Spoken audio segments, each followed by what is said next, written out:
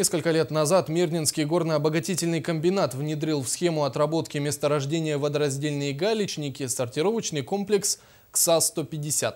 Его эффективность превзошла все ожидания, поэтому в 2015-м на прииске готовится запустить еще одну такую установку, рассказывает Лариса Удовенко. Район бывшей фабрики номер 5, верхняя часть Ириляхской россыпи. Здесь сегодня бригады прииска водораздельные галечники готовят плацдарм для установки второго сортировочного комплекса КСА-150.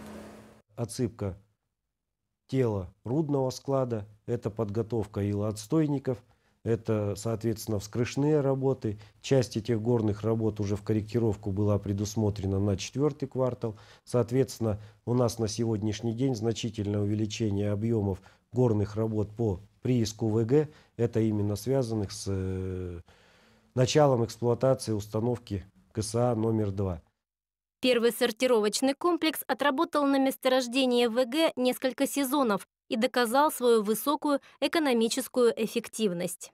О результатах я могу сказать, что по КСА на новом месте в принципе отработали также стабильно, получили еще более значительное сокращение, порядка более чем в 8 раз при обработке такого же объема 300 тысяч тонн. Все-таки обработка, скажем так, с низким содержанием песков, она экономически целесообразна с применением вот этих вот установок для того, чтобы минимизировать затраты на перевозки и, соответственно, обогащение.